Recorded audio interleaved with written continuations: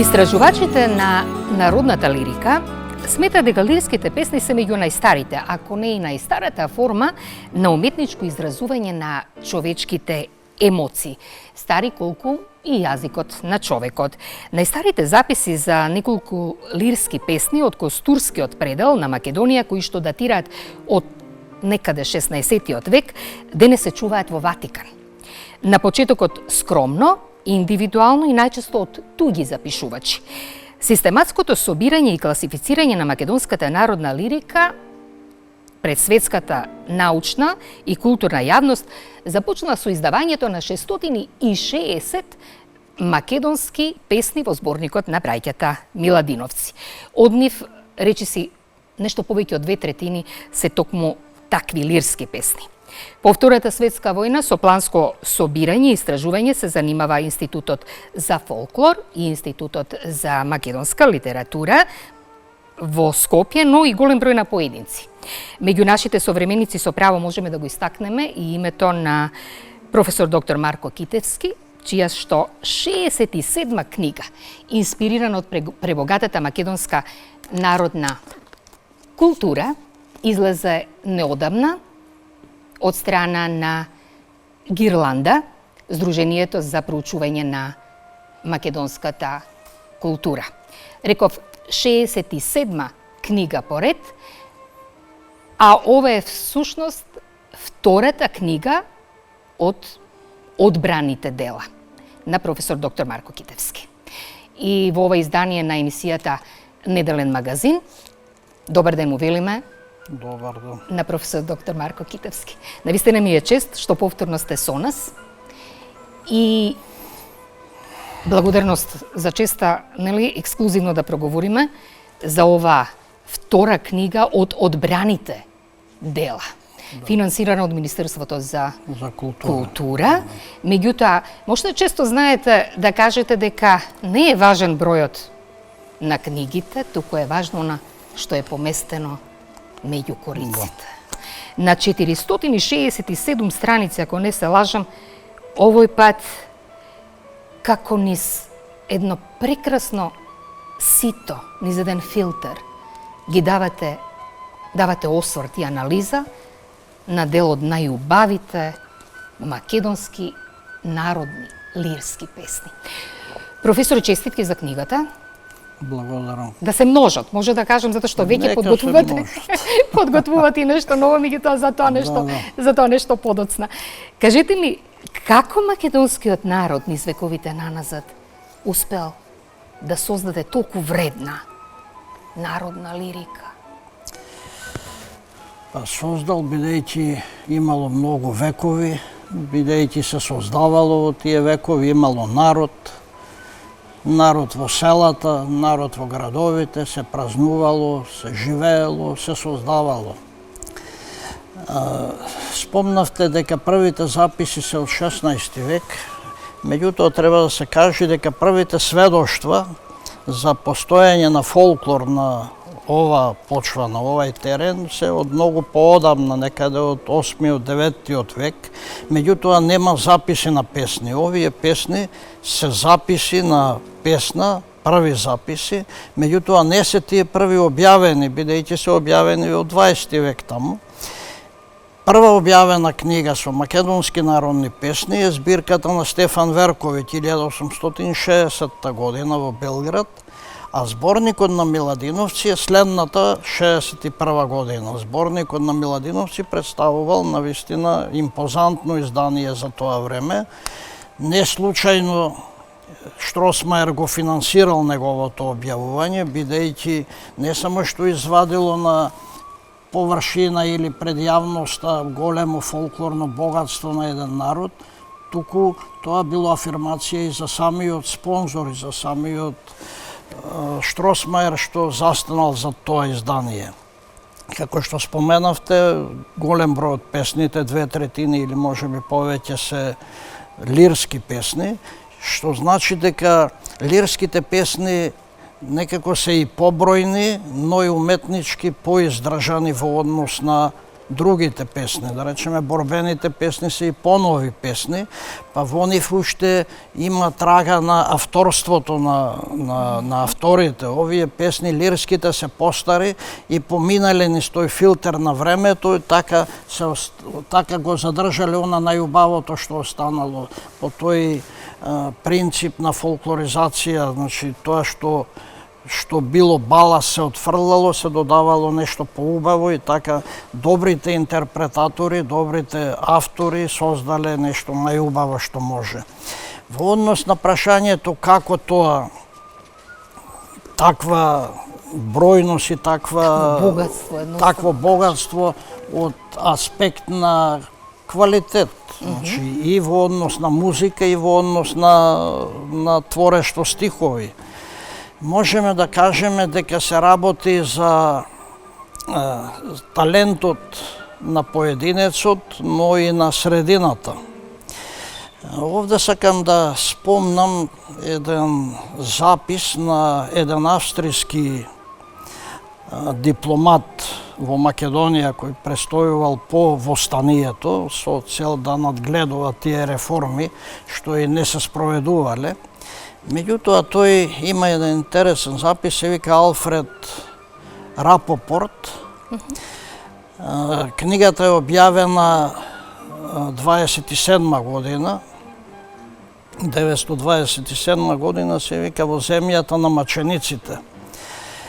Тој вели, кога дојдов во Битола, бил назначен за дипломат, кога дојдов, вели, тие пред мене што беа на служба дипломати ме зборуваја дека тука има многу учени луѓе и многу голема интелигенција. Јас, вели, во почетокот не можев да поверувам, бидејќи се работи за еден крај кој е подалеку од комуникациите, кој живее во една примитивна управа, како што била османлиската управа. Меѓутоа, набрзо се уверив дека е тоа така, дека има и интелигенција и образовани луѓе. Не е последица тоа на пропагандите, бидејќи имаше тука, вели, многу пропаганди на соседните држави, но тие беа од поново време и немаше време да создадат интелигенција. Туку се работи за стари цивилизации, чија што култура се пренесувала од колено на колено долги векови. Ете, тоа е, значи, на оваа почва имало цивилизации од античката, византиската, римската и така натаму. Во сето тоа време се создавало, се творело, се пренесувало, имало луѓе образовани и музички, и литературно, и така се создавани овие творби за кои што сега зборуваме ние. Во вашата книга правите една класификација. Вашата научно-истражувачка работа низ годините наназад најверојатно создаде можности за истражување на овој материјал. Одбраните дела значи дека буквално дел од она најубавото, со кое што имавте можност да имате контакт низ годините наназад, кога станува еве сега конкретно, нели зборуваме за македонската народна лирика. Какви се особеностите? Кои се тие подгрупи, ако може така да се изразам, на македонската народна лирика? На песните поместени, нели? Значи вака, меѓу народната лирика, а со тоа и македонската, спаѓаат оние лирски песни кои што се полни со емоции. Значи таму нема раскажување како во епските песни. Нема ни елементи, иако има некои елементи, меѓутоа се разликуваат од борбените песни, од револуционерните. Лирските песни во прв ред се песните поврзани со животниот обред, циклус обреди, како што е раѓањето, свадбата, погребот, значи тука свадбените, тажачките песни доаѓаат, потоа митолошките песни, трудовите, семејните, хумористичните песни, љубовните песни, исто така како една најголема група меѓу овие песни и уметнички најиздржани. Сето тоа се дело на македонскиот народ, создавани низ вековите, пренесувани и до денес, дојдени до наше време преку записите, преку архивски материјали, преку се уште живата фолклорна традиција.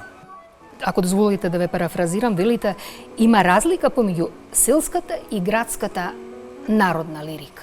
Па има, затоа што во селото се пеело за селските проблеми.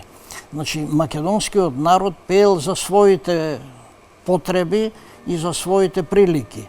Во селото се пеело за жетва, за грозје берење, за сточарство, за овчарските песни доминираат, да речеме, жетварските, орачките и така натаму, додека во градот, па туку што создадената буржуазија си имала свои потреби. Се пеело за занаетите, за чевларите, за терзиите, за другите занаечи, така што оваа песна една со друга се разликува, иако има многу заеднички елементи, бидејќи нашите градови во тоа време не биле на ова ниво сега, туку на некое друго ниво, па многу не се разликувале, меѓутоа сепак постои разлика меѓу селската и градската песна. Зошто величални? Зошто величални затоа што песни? се велича трудот, се велича сето на што се опева. Во свадбените песни се велича бракот, се велича, да речеме, учесниците, зетот и невестата. Во трудовите песни се велича трудот. Во овчарските песни се велича младото овчарче кое што е изложено на разни елементарни непогоди и други опасности во планината, но обстојува. Значи, величални затоа што се велича тоа што се опева. Се велича љубовта? Се велича и љубовта. Како една, нели, сушност најголемата емоција, без која што човекот не може да се го замисли животот, како основна компонента на сечија животна приказна. Од овде една ваша реченица поместена во книгата вели кратки, нели по форма можеби? Да. Ама многу силни по чувствата поместени. Чувства, да. Значи, овие песни, особено некои од љубовните песни, може да стојат на исто рамниште со најубавата светска поезија. Тоа јас го тврдам, затоа што такви емоции, такви чувства опеани, ретко може да се сретнат. И тоа е таа народната лирика. Да се вратам на едно претходно интервју во кое што кажавте дека по уметничката вредност ги издвојувате обредните песни, меѓутоа пред се лирската, нели, односно лирските народни песни во кои што се опева љубовта, односно љубовните лирски песни. Љубовните, но во лирските спаѓаат и љубовните и обредните по квалитет, да речеме, по тие уметнички вредности, меѓу свадбените песни, меѓу обредните доминираат свадбените песни, кои што пак се многу блиски со љубовните песни, затоа што многу свадбени песни оделени од свадбениот обред екзистирале како љубовни песни, се опева љубовта помеѓу младите. Така што исто така и митолошките песни доминираат по квалитет, песните за самовилите, за змејот и другите митолошки суштества. Исто така тоа давало можност на интерпретаторите, на создавачите на тие песни да можат да ја развијат својата фантазија и да создадат некое уметничко дело. Да не заборавиме, значи, уште еднаш сакам да споменам дека меѓу нашиот народ имало и музички образовани луѓе и луѓе со литературен талент. Раскажувачи наши има доста многу луѓе за кои се велеле дека не се образовани по образование, дека нема диплома, меѓутоа како раскажувачи биле ненадминати со мноштво приказни, со мноштво песни и така натаму. Нашиот народ навистина имал такви талентирани дејци во својата средина. Колку требало да биде надарен еден народен пејач за да создаде такви бесмртни стихови? Видете, тие стихови, тие песни се создавани во подолг временски период. Народот реагирал на секоја појава, на секоја случка в животот. Во зборниците на народни песни можеме да видиме некои истакнати творци, истакнати дејци кои што се застапени со голем број песни. Во зборникот на Миладиновци, да речеме, Депа Каваева и Ѓурѓа Котеа се застапени со најмногу песни. Во зборникот на Верковиќ исто така имаме една пејачка од Просеник, од Егејскиот дел на Македонија, која скоро цела збирка му ја има испеано на Верковиќ. Исто така и во другите зборници доминираат тие талентираните пејачи, како што доминираат и талентираните раскажувачи. Значи, тие биле во можност да создадат песна од секоја ситуација, бидејќи ја имале совладано поетиката на создавањето на песните. Така што има една бесцена Софрева од Гостиварскиот крај, која што на Арнаудов му испеала 60 песни, сите се антологиски песни, сите се вистински бисери. Така што создавањето на песни било секојдневие за народот. Меѓутоа, тие песни со тек на времето се доправале, се дотерувале, затоа се и народни песни, инаку би биле авторски песни. И се адаптирале, се прилагодувале. Се адаптирале, се прилагодувале. Ние, особено во револуционерната лирика, имаме доста песни од предходните, од љубовните или од свадбените песни. Вие земете ја, а излези Ѓурѓо, песната таа е во основа свадбена песна. Меѓутоа, после е адаптирана и испеана за Јордан Пиперката и борбата во Прибилци. Има многу такви песни, има доста печалбарски песни кои што се во основа љубовни песни или партизански песни кои што од љубовни станале печалбарски, па после се испеани Гледај ме, гледај, ах мило либе, да речеме, ќе одам на печалба во почетокот, после ќе одам партизан. Тоа е процесот на адаптација и актуализација, што се вика во народното творештво. Голем број од македонските народни лирски песни низ вековите наназад се препишувани, допишувани, присвојувани. Меѓутоа, најверојатно процесот е реверзибилен, или колку влијание имало, да кажеме, во моментот актуелната административна власт и владење на овие простори од некои други.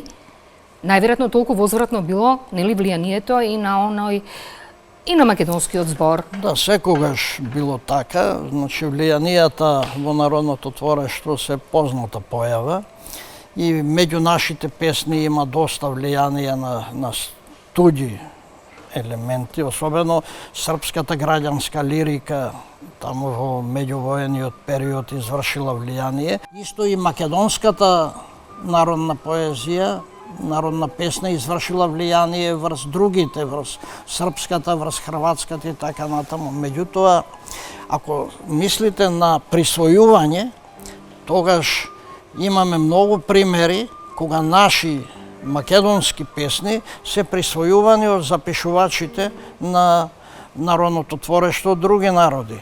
Тоа не е ништо чудно и не е ништо непознато. Заради пропаганда и Па влијание? најчесто за присвојување. Да речеме, има еден Милош Милоевиќ, од српски автор, тој има 3 книги во Македонија, записи на обичаи и песни. Тој дури и им допишува стихови, што се во служба на неговиот интерес да ги прикаже како српски песни. Имаме и други такви случаи, кога се допишува стихови или јазикот се адаптира, меѓутоа сепак се може да се види што е додадено, што е оригинал македонско.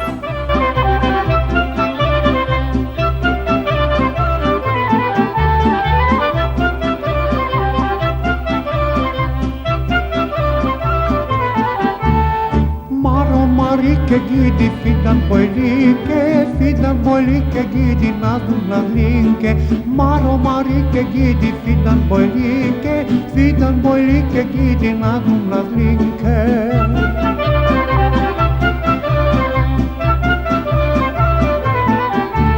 Marini usni lele skopski cenuvki, koji pominuva lele se si hamnuva. Marini usni lele skopski cenuvki, koji pominuva lele se si hamnuva.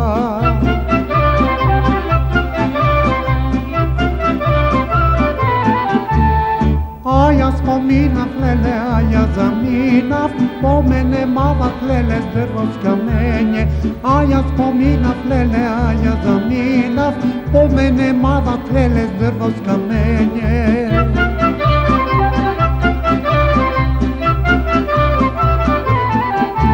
Prošeta Sejovka, Kumanovka, aj mori gore dole Jovka, isto i poje, aj mori isto i poje.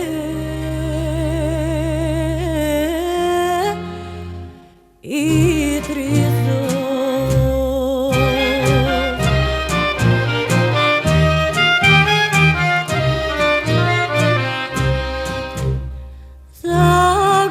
zagubila Jovka Kovangerdan, aj mori zagubila Jovka Kovangerdan, aj mori po njum ide.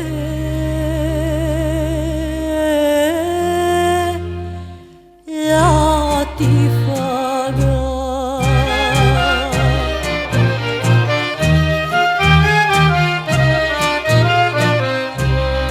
Jano mori,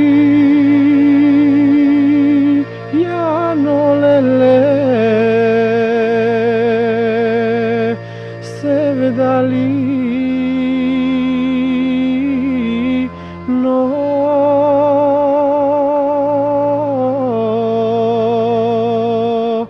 Moja rosna, Jano mori,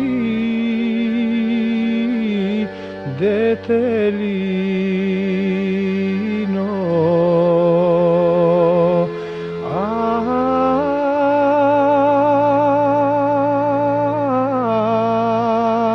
Aj, moja rosna, Jano mori, detelino. Pominuvaš, ja Jano mori za minu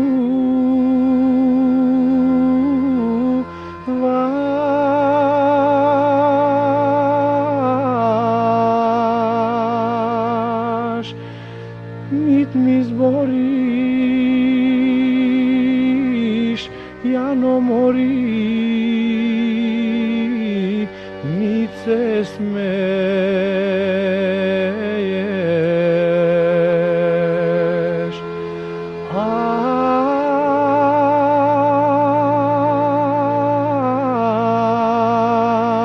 aj nit mi zboriš Jano mori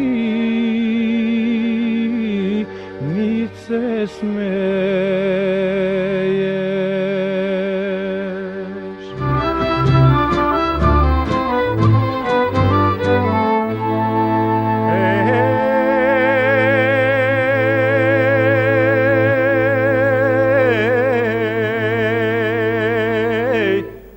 Uči me, mamo, karaj me, kako da ja zemam liljana, liljana bela i crvena, liljana tenka visoka, liljana siten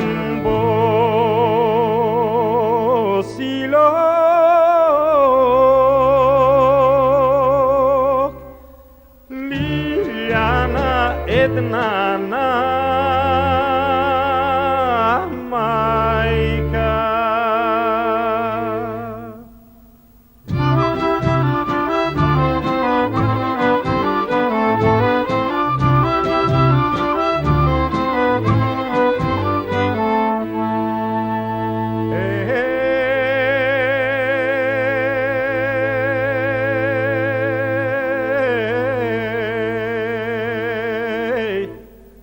Učante sine karamte, povika i 300 majstori, napravit ćeš mašarena, navrati voda studena,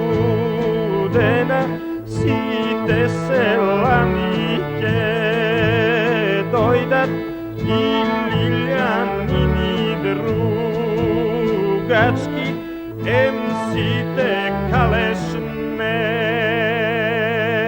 vesti. Belkin liljana ke dojde.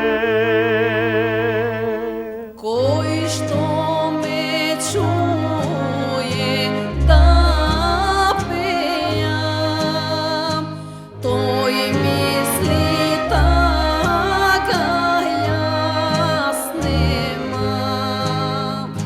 Ja se svi pejam vesela, tak i te da mi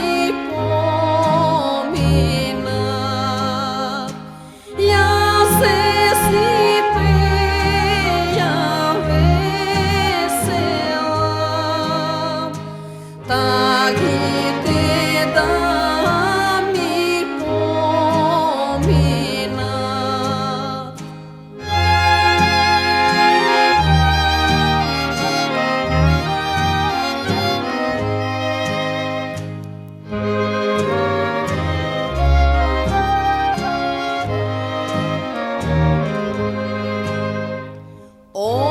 Ozdola ide libeto, so dvajca verni drugari. Libeto mi beše tren da fil, drugari beja grančinja. Libeto mi beše tren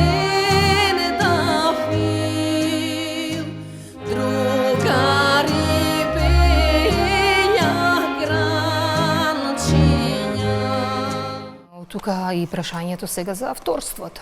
Голем број на сега народни, обнародени веќе песни си имале своји автори.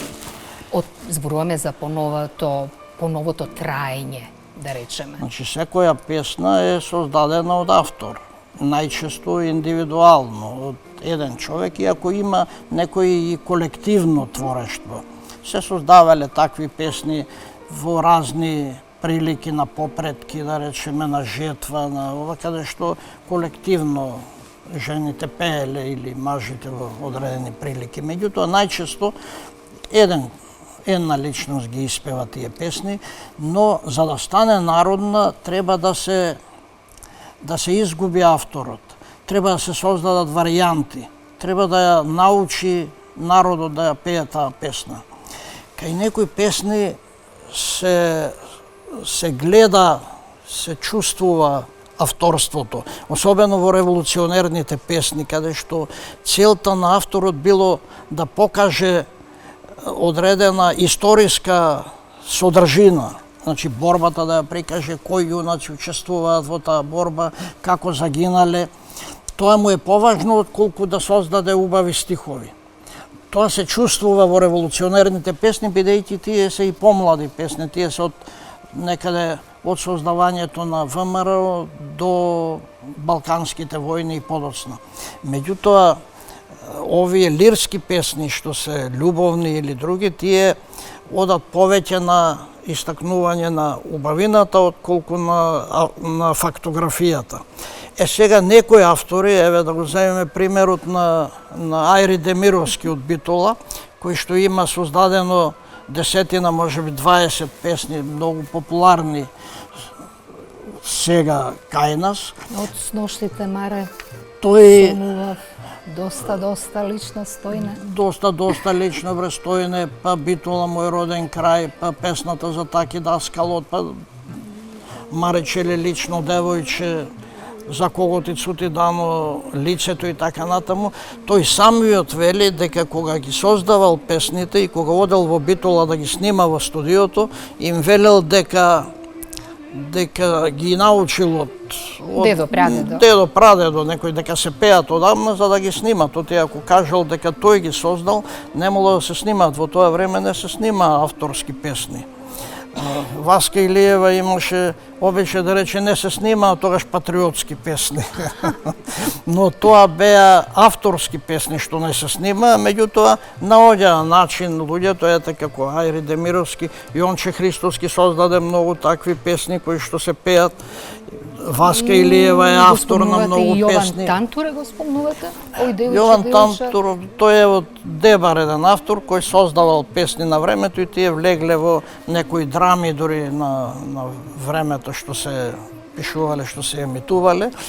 И сакам да кажем дека песната авторска за да стане народна, треба да се заборави името на авторот, треба да се создадат варијанти, да се пее, да ја научат луѓето, да ја пеат. Сега е тешко тоа, бидејќи веднаш по создавањето на песната се запишува и авторот, и автор на музиката, и на текстот и така натаму, меѓутоа во минатото не било така. Тоа и затоа сега веќе не може да се менуваат песните, бидејќи подлежат на авторско право. Меѓутоа во минатото се менувале, се доправале, се дотерувале и затоа се толку убави. И затоа народот ги зел за свој, па ги пее во добри и во помалку добри времиња. Направивте ли една анализа, предпоставувам, од колку ваши книги,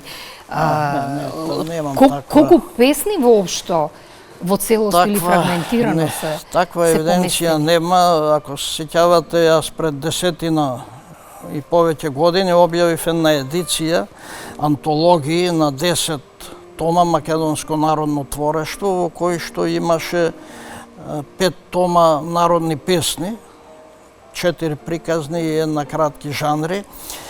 Таму беа застапени песните, а овде се застапени студии за тие песни. Значи, во овие песни ги истакнувам карактеристиките, вредностите и тие други елементи на песните, начин на создавање, времето на создавање, со што се пропратени, со кој обред и така натаму. Голем број на фотографии поместени низ страниците. Па има фотографии, мислам дека кои тие што фотографии кореспондираат. сами за себе зборуваат доволно за песните со кои што ги придружуваат. Има фотографии на лазарки, да речеме, има фотографии на занаечи, има фотографии на селски амбиент, некои така натаму, секоја на водичарски обичаи исто така има. Сето тоа е во функција на песните и толкување на песните. Професоре Китевски, во недела, кога ќе оди премиерното издание на емисијата Неделен магазин, е првиот ден на еден од 12 најголеми христијански Да, тие празници големи духовни? христијански, меѓутоа ова е од трите најголеми. Значи, Духовден е рамен со Великден и Божик. Се празнува 3 дена. Не случајно Божик, Великден и Духовден се празнуваат 3 дена.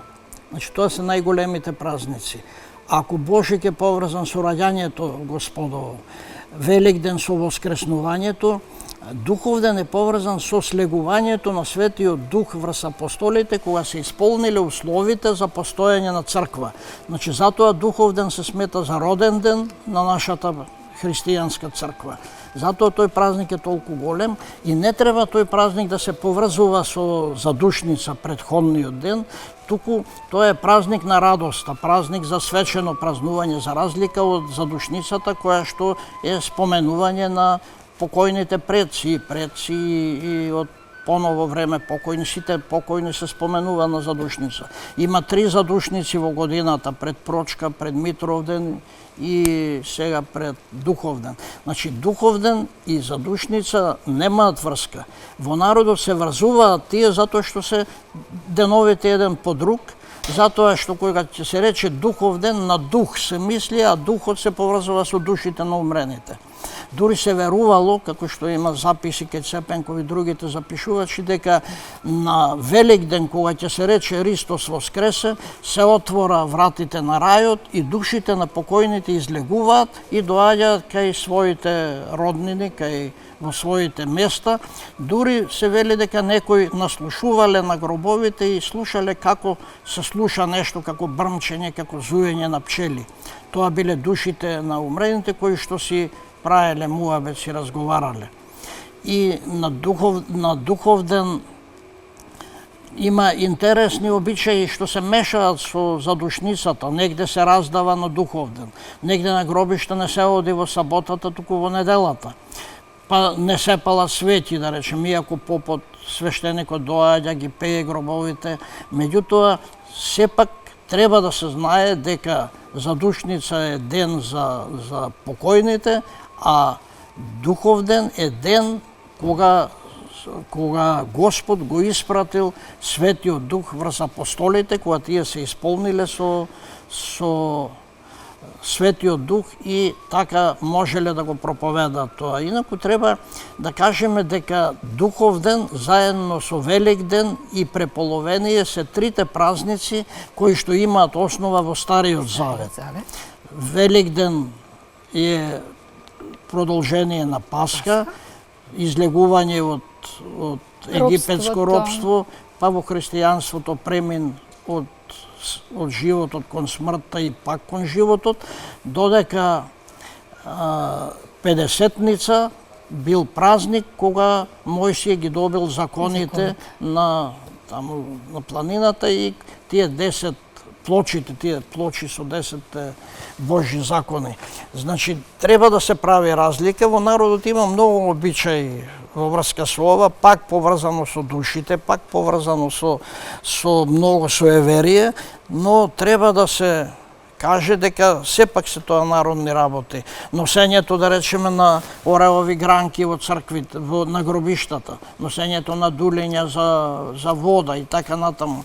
Инаку до ореловите гранки, кога зборуваме, треба да се каже и тоа дека и во предхристијанскиот период се верувало дека оревот има привлечна сила за душите на мртвите, па така останало тоа и до денешен ден луѓето да носат орелови гранки на гробиштата. Инаку се верувало дека кога раздаваат луѓето за душа на умрените, не треба да јадат пред тоа, зашто ако јаделе, немало да појде тоа кај покојните и дури има запис кај Цепенков, се вели дека кога разговарале меѓу себе покојните, велеле ти дали се причести, не се причестив затоа што јаделе пред да раздадат неговите. И тие вика стоеле настрана, умилнати, значи тажни.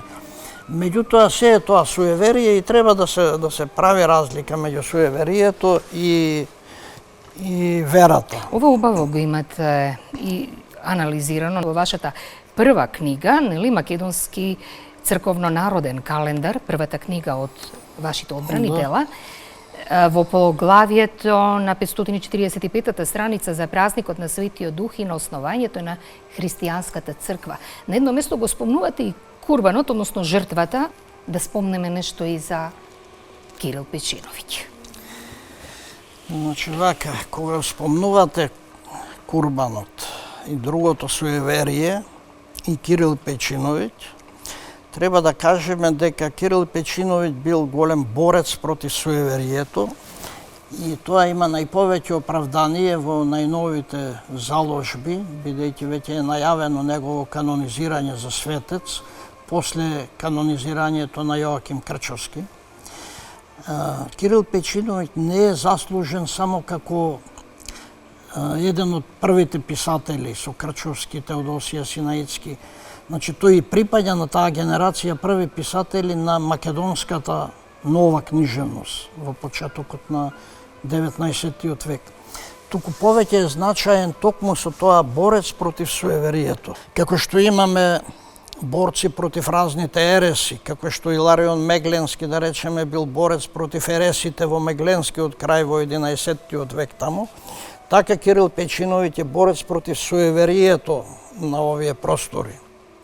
Кирил Печиновиќ, како и за неговата генерација писатели, има малку податоци, сепак тој запишувал некои податоци по црквите, по вратите, по зидовите, дури и на неговите дела. Има оставено во насловите доста податоци, а и неговиот епитаф, што го подготвил 10 години пред смртта и го издлабил во таа надгробна плоча, што ја викаме, дава доста податоци за неговиот живот. Од тука се дознава, да речем, дека е роден во Теарце, дека на Светагора и во Пречиста манастирот бил замонашен, дека живеел и во Марков манастир, дека подоцна го основал, го подигнал разрушениот Лешочки манастир, дека тука доста време живеел и така натаму. Треба да се каже дека неговите две книги, Огледало првата и Утешение грешним втората, се особено значајни во тој план, особено Огледало, кое што е создадено исклучиво за борба против суеверието. Огледало е објавено 1816 година, 2 години после книгата на Јоаким Крчовски, која што се смета за прва. Во Огледало остава впечаток заложбите против суеверието. Не само против курбанот. Тој вели курбанот е идолска жртва. Тој поп што пее над роговите, над главата на овенот, тој не е свештеник. Тој пее од корис за да земе пари, или кожата да ја земе, или месото, или пари да земе. Господ не сака крвна жртва, бидејќи сака бескрвна жртва. Тоа е неговата теза и тоа е така. Тој се борел за тоа да се остават луѓето од таа крвна жртва што се правеле во црквите. Тој вели јадете месо ако сакате дома, но не во црквата да колите и да пеете и така натаму. Имаме податоци дека неговата книга Огледало оставила впечаток многу луѓе, многу села да се откажат од курбанот. Имаме запис од Прилепска од 1889 година, кај што се вели дека полно села околу Прилеп по проповедите на свештениците кои што се повикувале на книгата на Пејчиновиќ Огледало, луѓето ги откажале тие курбани. Исто така тој се залага и против амајлиите, маѓиите, па некои други форми на народната култура кои што представува суеверие. На едно место вели некој човек велел, мојата жена многу знае, многу разбира и многу знае, а друг вика побезумен од него, му вели па Господ ти дал памет, појќе, зато појќе запамтила. А не знаат вика дека Господ, дека тоа се ѓаволски работи таа што ги запамтила. Тука е баењето, тука е праењето на амајли, маѓи и така натаму. Вика некои луѓе земаат оджите им прават амајли. Ако можеле оджите вели да прават, зошто неговите деца изумреа? Зошто не си ги заштите своите, па ќе заштите од туѓи? Некои вели носат амајлија зап од волк. Волкот ако чувал куќа, вели секој дома ќе ранеше по еден волк. Значи така низ конкретни примери и со големи заложби се борел против суеверието и има голема оправданост Кирил Пејчиновиќ да биде прогласен за светец на нашата Македонска православна црква. А како што велел и тој, пред Бога и пред народот останува запаметен оној што прави добри дела. Да. Епа, навистина е добро ова дело што го имате изготвено. Народот има една пословица за едно добро дело на земјата се радуваат ангелите на небото. Многу убаво кажа. Ви благодарам што денес бевте гостин во ова издание на емисијата Неделен магазин. Каде може да се најде книгава? Ете, Па ќе може да се најде во некои книжарници, во Антолог, во Матица Македонска и во некои други, во Охрид, во Прилеп, во некои други градови, таму каде што ќе ја побарат. благодарност и за издавачот, нели, Гирланда, Сдруженијето за проучување на македонската народна култура. Благодарност за вашето гостување денес. Да се видиме за добро кога ја очекуваме следната. Следното, ако даде Господ здравје и ако даде Министерството средства, едната година е 120 години од Илинденското востание, од загинувањето на Гоце Делчев. Работам на една книга за борбените песни, воопшто, и на една антологија за македонската револуционерна народна лирика. Се надевам дека Воени корици ќе бидат тие два наслови како трет том од одбраните дела. Се надевам дека ова ќе стане реалност. Да се надеваме. Како еден исклучително важен материјал за генерациите што се и што допрва доаѓаат. Благодарност уште еднаш. Благодарам и јас. Тоа беше професор доктор Марко Китевски во ова издание на емисијата Неделен магазин, а вие останете понатаму со нас.